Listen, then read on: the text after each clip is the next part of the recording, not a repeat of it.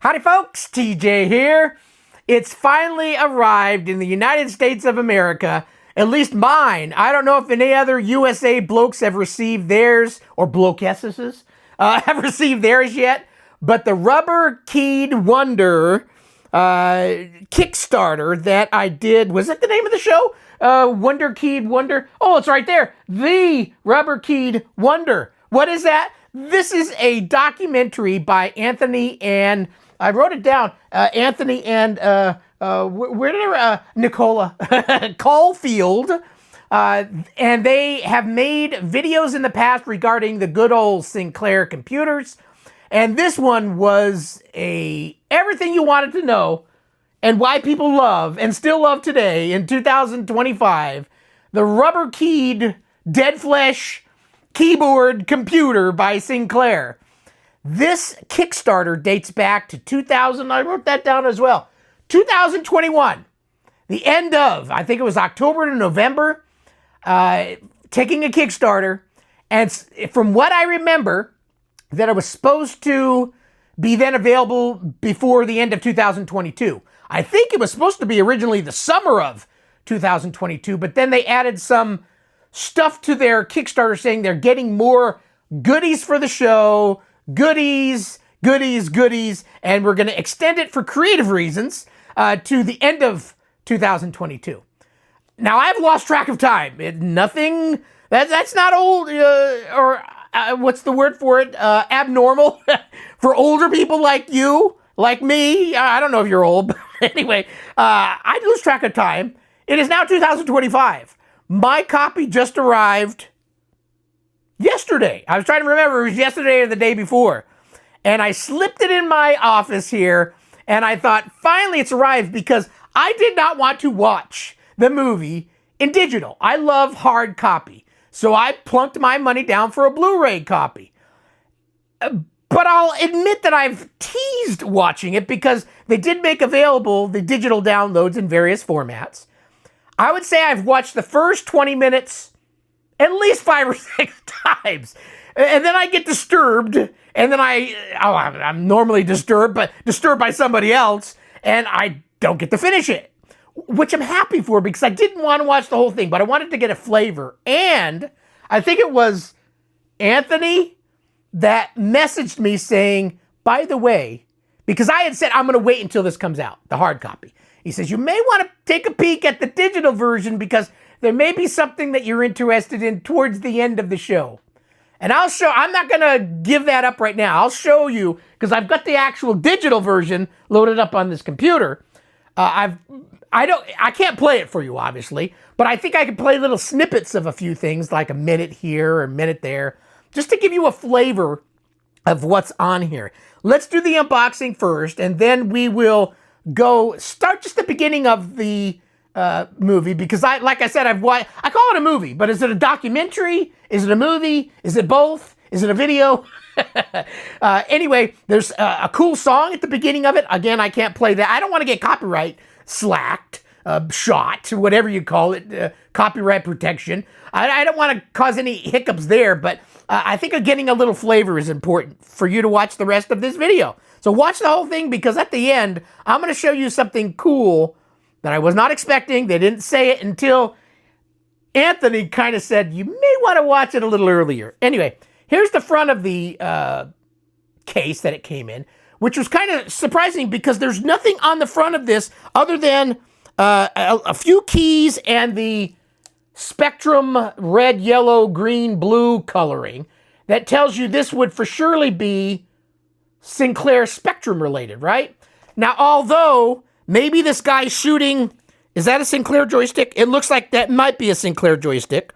Or maybe if you were a Sinclairian from the 1980s, this would make more sense to you. But this looks cool.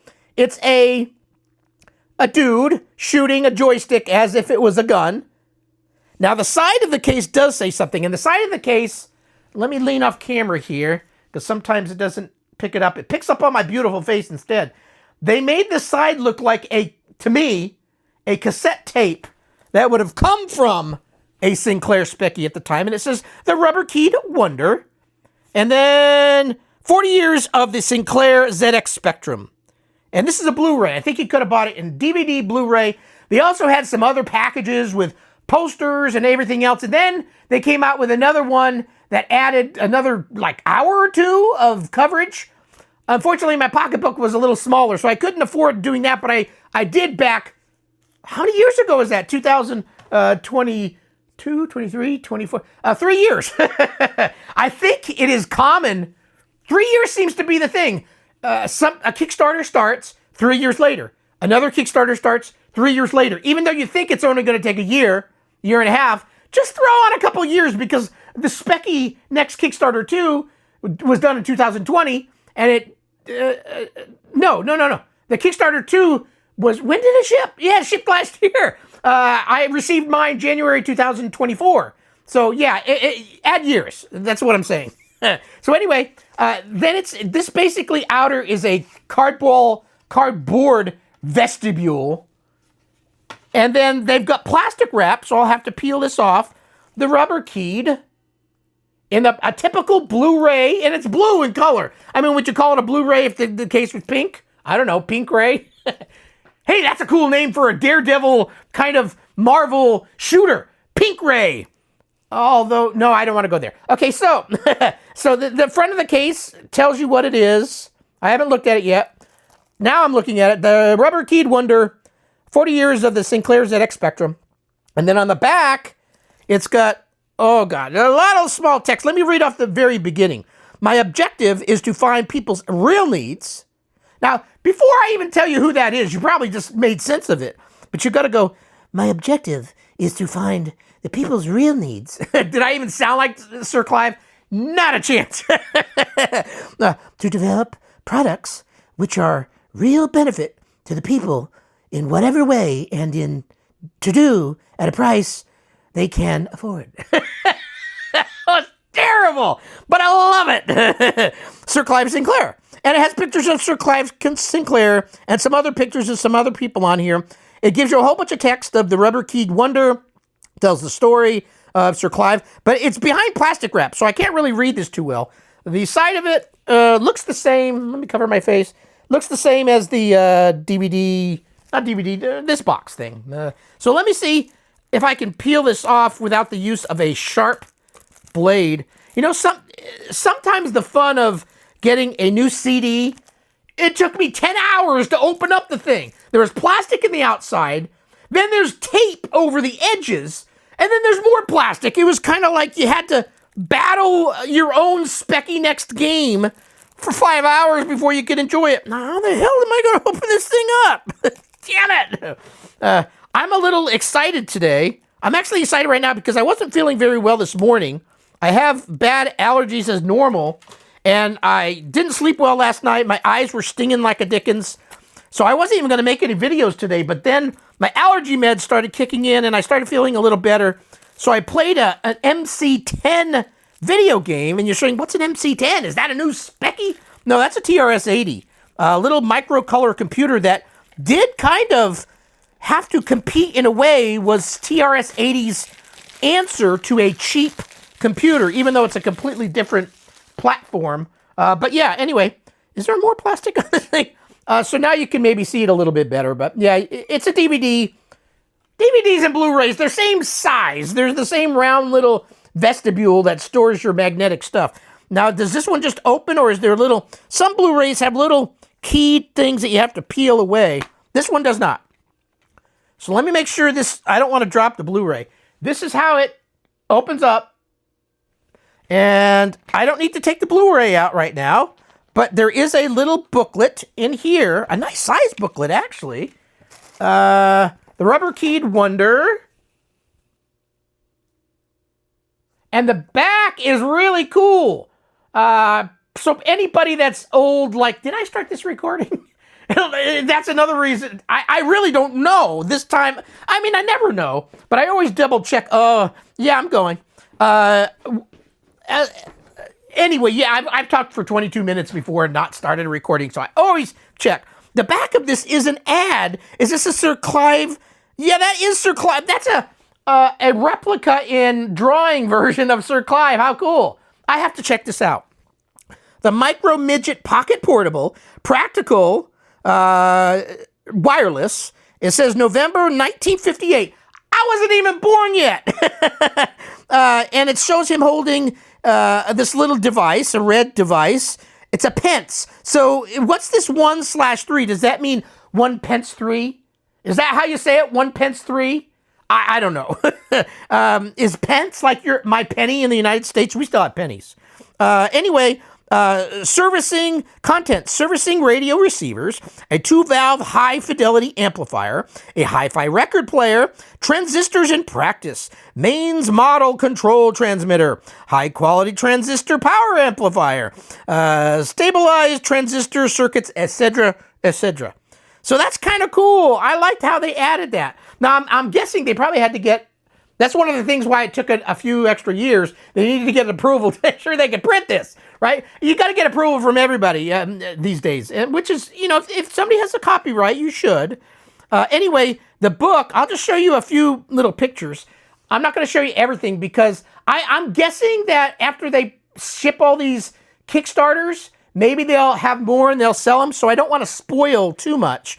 But that was a nice picture of Sir Clive holding up a Specky. And then it shows a Specky and a ZX80 kind of close up. That's kind of cool. I own a ZX80. And then we'll show this picture, but I'll cover this one. Rick Dickinson.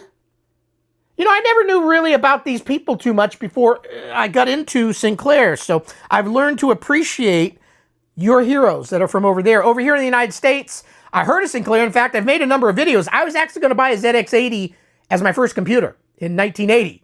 I didn't. I bought an Atari 800, and I'm so proud I did, at 10 times the price, plus a cassette player, which was another $200 some odd. But yeah, I was considering it. Anyway, this is a nice... So the inside's got a nice picture of Sir Clive. I'm not going to show you that one, because again, if they're going to sell this, I don't want to spoil too much for you. And then it shows, it looks like, I think I'll show this page, shows a Specky in its probably early infancy, I'm guessing. Probably, what do you call those wrap boards when they're wrapping stuff and putting wires and stuff together? There's a technical name for it. Anyway, that's kind of cool. And then it ends with, hey, there's a nice picture. I'll show these guys, because these two, this is Anthony and Nicola. They have their picture on there, and it should be, because they created... along with, I'm sure, help from many people, this video. So, comes with a nice little booklet. And that's it. I'm not going to read anymore. If they ever, I don't know, I quickly Googled this name of this video, and I didn't see a website pop up where you can buy it. I saw all sorts of websites on the original Kickstarter.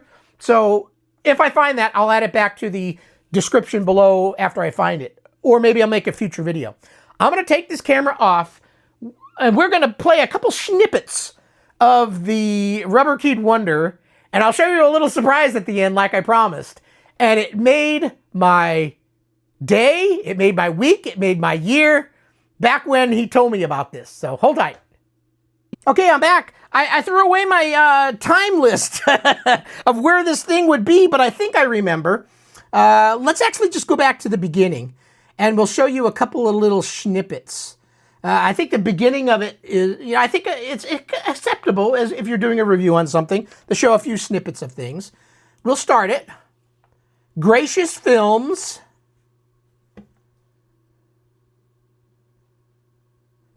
Sumo Digital. Player Unknown Productions. Did I start this recording? Just to find people's real needs, to develop products which are of real benefit to people in whatever way. And to do that at a price that they can afford, to do for 10p what anyone can do for £1. I think I was close in my when I tried to imitate him. That's his son. So it starts off with a little bit of family there. Let's go to, I think it was 3 minutes something. Anthony Caulfield, Nicola Caulfield. Perfect timing. So this song is, I think, his brother, if I remember right. So it's got real songs made by real people that he knows, which is cool. And then where's the other thing that I wanted to... Okay. Yeah, so I'm not going to stop on too many things. The beginning of it, I think, just gets your mood feeling good. Sir Clive popped on there talking about basically getting you something for the right price. That's always Sinclair's thing. Kind of like, Power Without the Price for Atari from Jack Tramiel. He was in a similar boat as Sir Clive, wanting to give you something cool for much less, and a lot less than Atari. This guy was power. No, I would say less power, but with much better price, because the Atari 800 was considerably more powerful than a Speccy in general computing terms, but not that the Speccy didn't have its place in time and was a beautiful computer. I can appreciate that. So anyway, let's zap forward. So I'm not going to show you too much, but the ending here. There's lots of, at least from what I've seen, lots of reviews, people, not reviews, what do you call it? They're interviewing people that were in the know of that time period. And there's lots of eye candy, lots of pictures. They have some live, older imagery of Sir Clive and various people. I'm just kind of clicking through it here.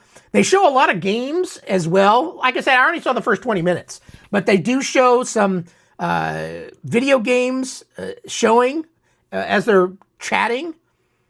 And some of these you all would probably know very well.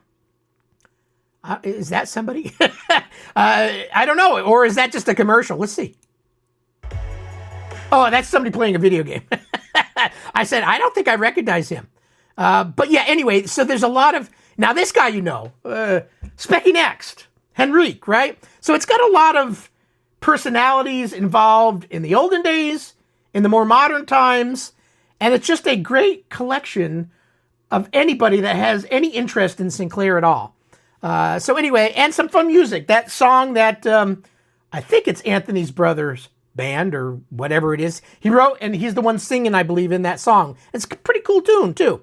Let me go to 2 minutes. Where was it? 2 minutes 40. No, that's back too far. It was at 20 something. 20. I'm getting close. Oh, you recognize that dude? Holy shimoly! That's a next. But that was Michael Flashware there a second ago. You don't want to get on his wrong side. He'll kick your. I mean, look, he has no sleeves. And when you're talking to somebody that don't have any sleeves, you don't want to screw around with him because you don't know. You just don't know. Okay, where was I? 204. Did I go too far? I don't think I went far enough. A little farther. Oh yeah, there's Michael again. Let's just keep going back and forth between them. Let's stop it. Let's stop here. Do on the original Spectrums. You can still have your Jim Bagley if you want it as a Speccy, but it's making it for the next generation of kids who can pick up. Or adults like TJ falling in love with personalities like these guys, wanting to make my own video game. Next, it brought back memories of my Spectrum days, many hours, many late nights coding. But I think the next is in its Richard own Sherman, I believe. Really hard to explain. Oh, there he is again. It's like he's beautiful. Beautiful man. That magic that you had when you were younger, when you were first experimenting with assembly, and it's back again. You've got a machine you can start again doing that on and get that same buzz. Oh my God, the difference in quality of the Speccy games on the next. It's something that we all didn't expect. I know we know it's capable, but we didn't expect the quality of the games that people have been making, even from basic. And it's been brilliant. It's the whole story of the next. It's like I've loved every minute of doing the project. Me too, Jim. Holy crap, that was my game. Invasion of the Cloud People, The Next Storm. Let me pan out on this, and then we're going to wrap up this video. Am I still in focus? I don't know. I don't care. Let me turn on the light back here. My videos are normally like you come over my home, we're chatting, we're having a good time, and it's just a play date over at TJ's house. So Anthony, messaged me saying we had to do something, and they added a little snippet of my video game that I made. And as Jim Bagley was just pointing out, he's amazed, at people making video games on the Next. I'm sure he wasn't talking about my game in the terms of quality, But it was my very first game, and Jim was one of the personalities early on that enticed this Atarian to buy a Next and start exploring the Sinclair world.